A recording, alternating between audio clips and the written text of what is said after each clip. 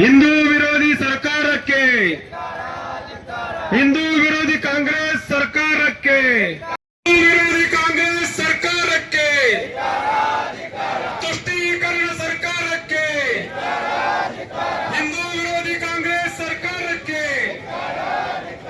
ಸಂವಿಧಾನ ಬದಲಿಸುತ್ತೇವೆ ಎಂದು ಹೇಳಿಕೆ ಕೊಟ್ಟಂತ ಡಿ.ಕೆ. ಶಿವಕುಮಾರ್ ಅವರು ನಿನ್ನೆ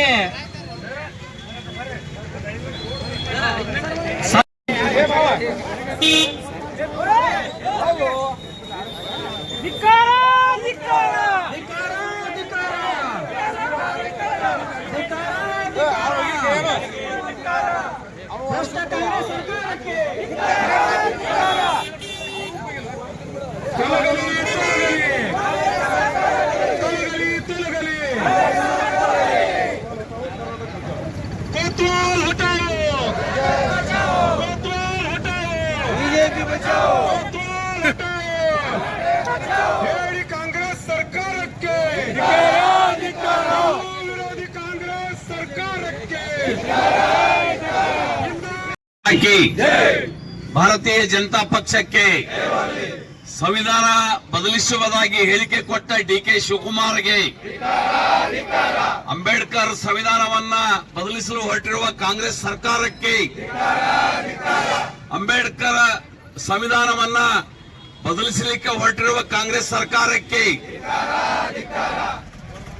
ಸಮಾಜವನ್ನ ಒಡೆಯುವ ಸಲುವಾಗಿ ತುಷ್ಟೀಕರಣ ರಾಜಕಾರಣಕ್ಕಾಗಿ ಅಲ್ಪಸಂಖ್ಯಾತರಿಗೆ ರಿಸರ್ವೇಶನ್ ಕೊಡ್ಲಿಕ್ಕೆ ಸಮಾಜವನ್ನ ಬದಲು ಮಾಡಿಕೊಂಡಿರ್ತಕ್ಕಂಥ ಕಾಂಗ್ರೆಸ್ ಸರ್ಕಾರಕ್ಕೆ ಒಂದೇ. ಬಂಧುಗಳೇ, ಮಧ್ಯ ದಿವಸ ವಿಧಾನಸಭೆಯಲ್ಲಿ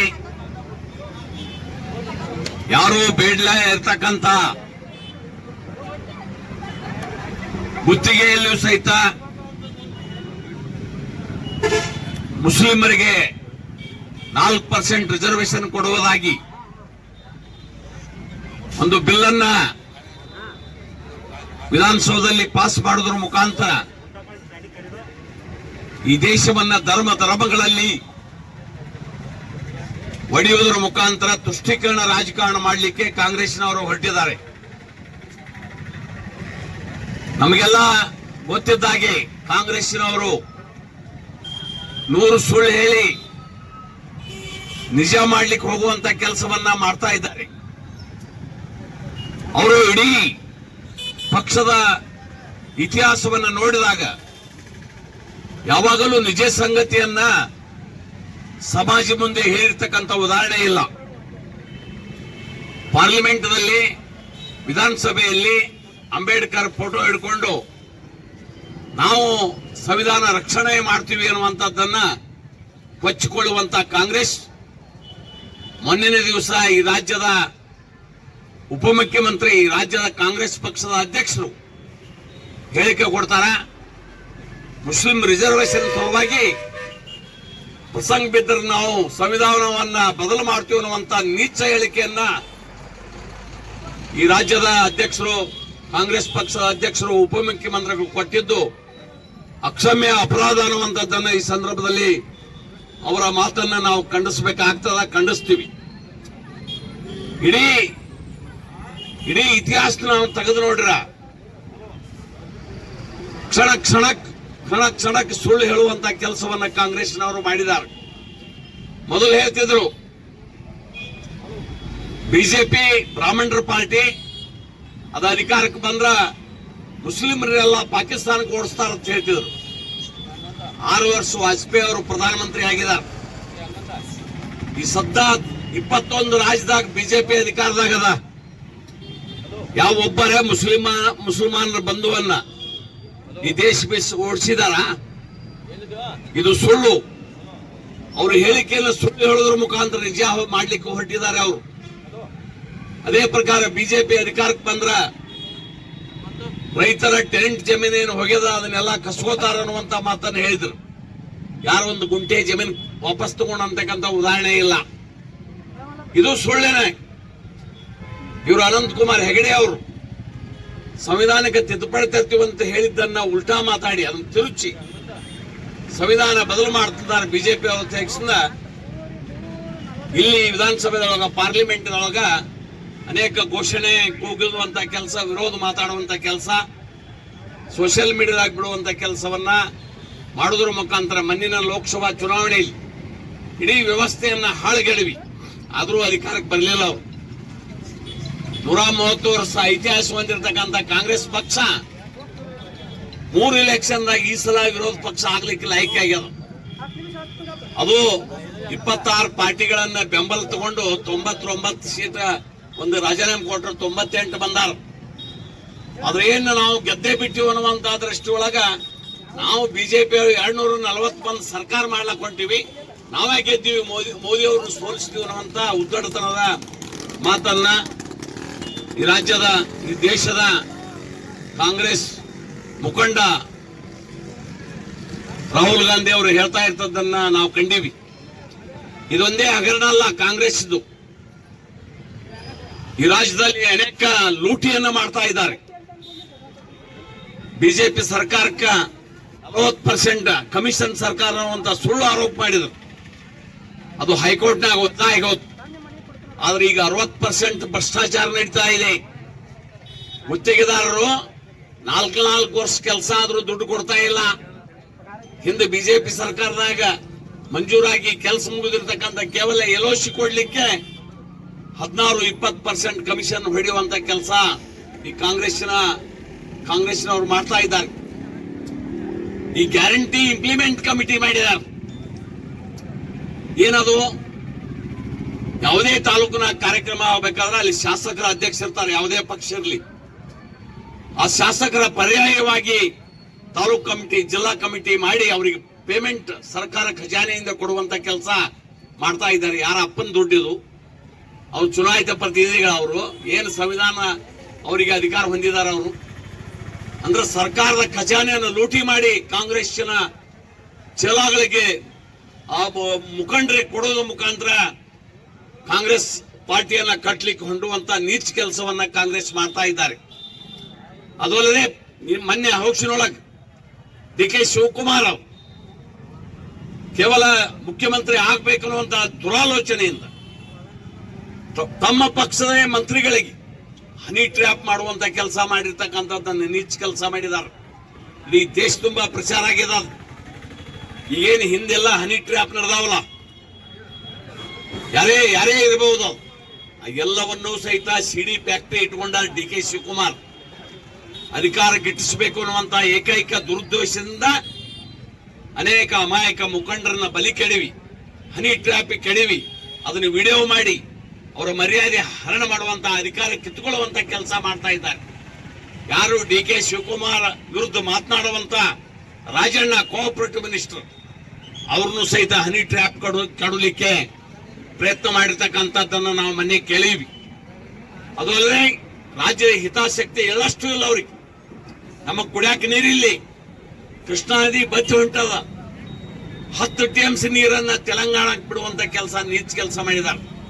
ಕಾರಣ ಇಷ್ಟೇ, ಅಲ್ಲಿ ಕಾಂಗ್ರೆಸ್ ಸರ್ಕಾರ ಐತೆ ಅನ್ನುವಂತ ದೃಷ್ಟಿಯೊಳಗೆ ಈ ರೀತಿ ರಾಜ್ಯದ ಸಂಪತ್ತನ್ನ ಬೇರೆಯವರು ಉಪಯೋಗ ಮಾಡುವಂತ ಕೆಲಸ ಮಾಡ್ತಾ ಇದ್ದಾರೆ.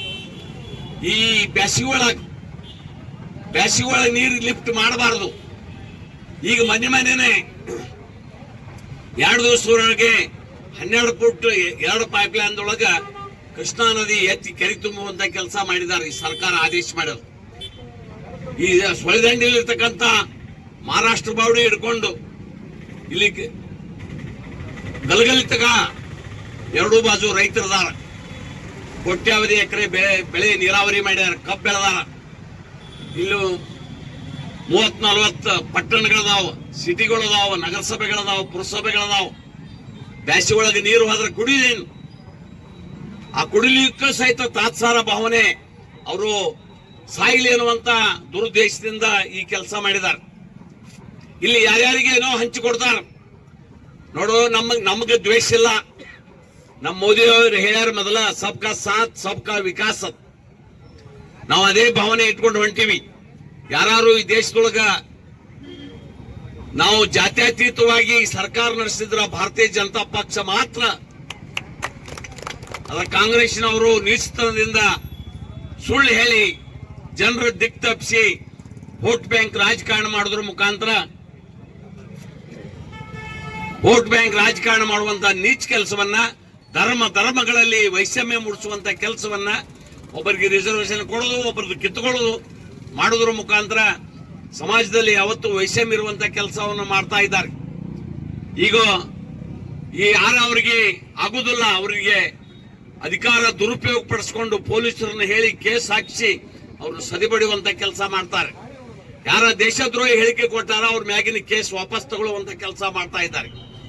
ಈ ರೀತಿ ಕಾಂಗ್ರೆಸ್ ಈ ಕರ್ನಾಟಕ ಒಂದು ಶಾಪ ಆಗಿ ನಿರ್ಮಾಣ ಆಗ್ಯದ. ಒಂದು ಶಾಪ ಈ ರಾಜ್ಯದಲ್ಲಿ ಅಧಿಕಾರಕ್ಕೆ ಬಂದ ಒಂದು ಶಾಪ ಆಗಿ ನಿರ್ಮಾಣ ಆಗ್ಯದ. ಯಾವಾಗ ಆದಷ್ಟು ಬೇಗನೆ ಈ ಪಾಪಿಷ್ಟ ಕಾಂಗ್ರೆಸ್ ತೊಲಗಿದಾಗ ಮಾತ್ರ ಕರ್ನಾಟಕ ಜನರಿಗೆ ನೆಮ್ಮದಿಯ ಉಸಿರಾಡ್ಲಿಕ್ಕೆ ಸಾಧ್ಯ ಆಕತ್ತೆ ಅನ್ನುವಂತ ಮಾತನ್ನು ಈ ಸಂದರ್ಭದಲ್ಲಿ ನಾನು ಹೇಳ ಬಯಸ್ತೇನೆ. ಪ್ರತಿಯೊಂದು ಹಂತದಲ್ಲಿಯೂ ಸಹಿತ ಸರ್ಕಾರನೇ ಕುರಿತು ನಾವು ಟೆಲಿಫೋನ್ ಕದ್ದಾಲಿಕೆನೂ ಸಹಿತ ಮಾಡ್ತಾ ಇದೆ. ಲೋಕಾಯುಕ್ತ ಕಡೆಯಿಂದ ಈ ರಾಜ್ಯದ ಮುಖ್ಯಮಂತ್ರಿ 14 ಸಾಯಿಗೆ ತಗೊಂಡಿದ್ರು. ಅದನ್ನು ವಾಪಸ್ ಕೊಟ್ಟು ನಾ ಏನೋ ಮಾಡೇ ಇಲ್ಲ, ನನಗೇನು ಕಪ್ ಚುಕ್ಕೆ ಇಲ್ಲ ಅನ್ನುವಂಥದ್ದನ್ನ ಹೇಳಿದ್ರು. ಲೋಕಾಯುಕ್ತ ಅವ್ರಿಗೆ ಕ್ಲೀನ್ ಚೀಟ್ ಕೊಟ್ಟರು. ಅವ್ರನ್ನ ಸಹಿತ ಹೆದರಿಸುವಂತ ತಮ್ಮ ಪರವಾಗಿ ಆದೇಶ ಬರುವಂತ ಕೆಲಸ ಮಾಡ್ತಾ ಇದ್ದಾರೆ. ಕೇವಲ ಮಂತ್ರಿಗಳ ಮೇಲೆ ಅರ್ಥ ಹನಿ ಟ್ರಾಪಿಂಗ್ ಅಲ್ಲ, ಜಡ್ಜ್ ಮೇಲೆ ಮಾಡ್ತಾರೆ. ಜಡ್ಜ್ಗಳು ಅದು ಇವತ್ತು ಹೊಂಟದ. ಯಾಕಂದ್ರೆ ತಮ್ಮ ಪರವಾಗಿ ಇದು ಬರ್ಬೇಕು. ಆ ಕಾರಣಕ್ಕಾಗಿ ಬಹುಶಃ ಲೋಕಾಯುಕ್ತ ಇದಾಗೈತೆ ಅಂತ ನನಗೆ ಅನಿಸ್ತಾ ಇದೆ.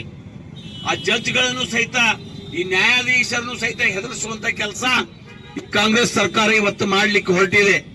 ಆದ್ದರಿಂದ ಈ ದರಿದ್ರ ಸರ್ಕಾರವನ್ನ ತೊಲಗಬೇಕು. ಕಾಂಗ್ರೆಸ್ ಪಕ್ಷಕ್ಕೆ ಮಾನ ಮರ್ಯಾದೆ ಇದ್ರ ಸಂವಿಧಾನ ಬದಲಿಸುವ ಹೇಳಿಕೆ ಕೊಟ್ಟಿರ್ತಕ್ಕಂಥ ಉಪಮುಖ್ಯಮಂತ್ರಿ ಈ ರಾಜ್ಯದ ಕಾಂಗ್ರೆಸ್ ಅಧ್ಯಕ್ಷರನ್ನ ತಕ್ಷಣ ವಜಾ ಮಾಡಬೇಕು.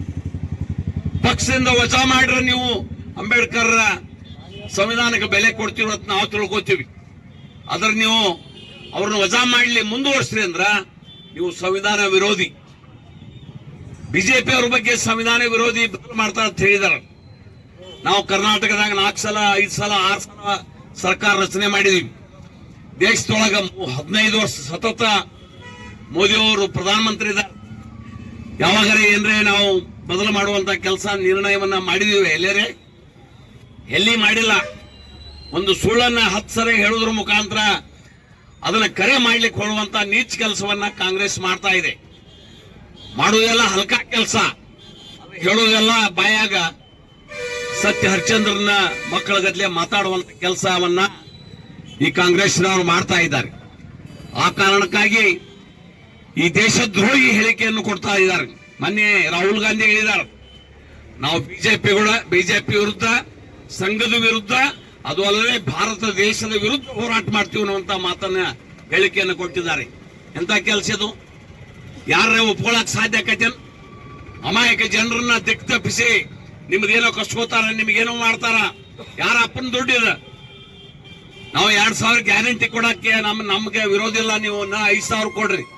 ಅದು ರಾಜ್ಯದ ಮೇಲೆ, ರಾಜ್ಯ ಉಳಿಬೇಕಲ್ಲ.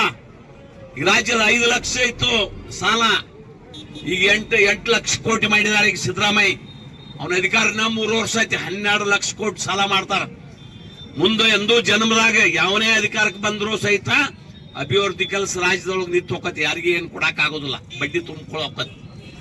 ಆ ರೀತಿ ಯಾರ್ದೋ ದುಡ್ಡ ಎಲ್ಲಮ್ಮನ ಜಾತ್ರೆ, ಯಾರ್ದೋ ದುಡ್ಡ ಎಲ್ಲಮ್ಮನ ಜಾತ್ರೆಗತ್ಲೆ ಈ ಕಾಂಗ್ರೆಸ್ ಸರ್ಕಾರ ನಡ್ಕೊಳ್ಳುವಂತ ವ್ಯವಸ್ಥೆಯನ್ನ ಮಾಡ್ತಾ ಇದ್ದಿದ್ದು ಅಕ್ಷಮ್ಯ ಅಪರಾಧ. ಈ ರಾಜ್ಯದ ಅಭಿವೃದ್ಧಿ ದೃಷ್ಟಿಯಿಂದ ಅತ್ಯಂತ ಹೀನಾಯ. ಯಾರ ಬಡವರಿಗೆ ಅದು 2000 ಹೆಂಗ್ ಕೊಡ್ತಾ ಇದ್ದಾರೆ? ಕರೆಂಟ್ ಬಿಲ್ 3 ಸಲ ಹೆಚ್ಚು ಮಾಡಿದ್ರು. ನಿಮ್ದ 500 ಬಿಲ್ ಬರ್ತಿದ್ರೆ 1000 ಬರ್ತದೆ, ಈಗ 1100.